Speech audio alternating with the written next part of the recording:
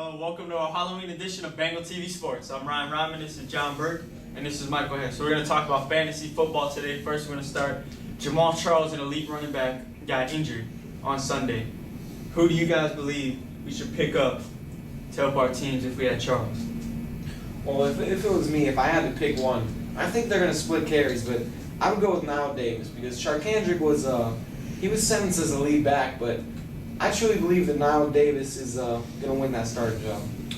I stay away from the whole equation entirely, as they're looking to bring in Ben Tate as well. That's a very crowded backfield, so you say 50-50, it might end up 33-33-33 in the true committee. Okay, what about John 36 asked us on Twitter, do you believe that Jeremy Hill will break out this week? No, because Jeremy Hill is going to lose that starting job to Giovanni Bernard. It's very simple. That's where you're wrong, sir. There is no such thing as a starting job in Cincinnati. They have a change of pace back in Gio Bernard and their bruiser in Jeremy Hill. Therefore, there is truly no starter. That is also why I am staying away from Jeremy Hill until that changes in some sort. Okay, we're going to move on now. Jets fan 14 asks, should you start Ryan Fitzpatrick in your lineup if you have a guy that's on a bye or injured?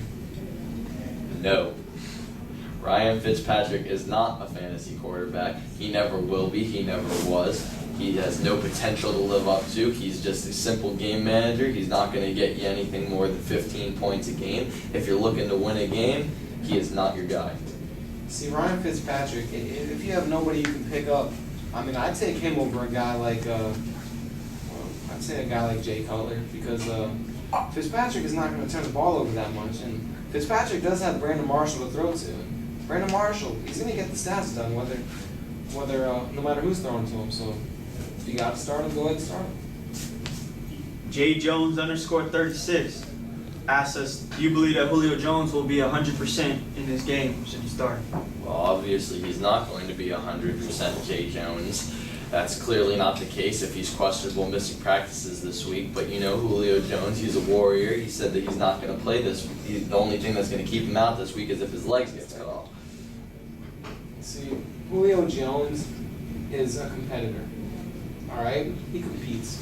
So what I want to see from Julio Jones this week, my prediction from Julio is 134 yards and a touchdown. Blasphemous. Because blasphemous. It's not blasphemous. He's going to be a decoy. Let me explain it.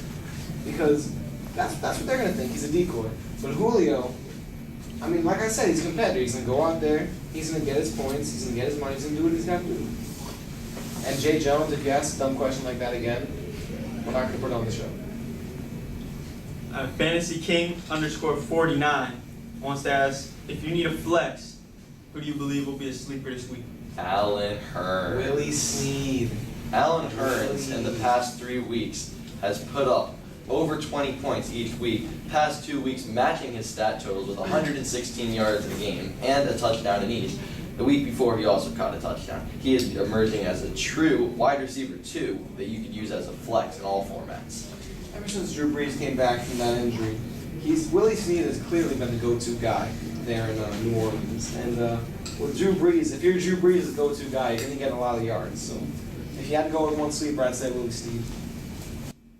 All right, back. Mike 1994 wants to know, any sleeper tight ends?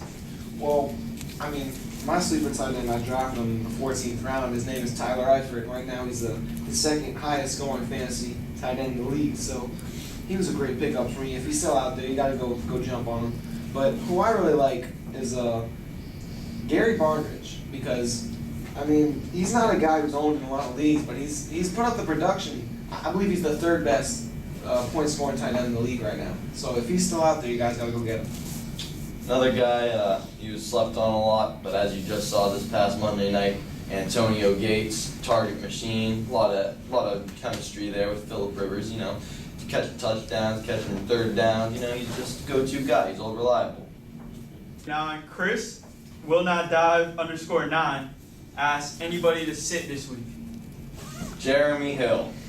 Jeremy Hill has been just awful. We just talked about him in this show, but he has been a big bust. Most guys took him first, second. You're lucky at the time, third round.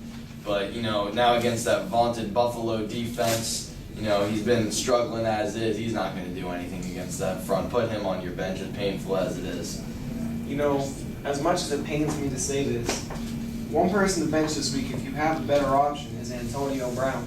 Because, I mean, with Michael Vick throwing him the ball, he just hasn't had the same level of production at all. And one person I would say to start who hasn't had good, I guess you could say, production all year is Lamar Miller.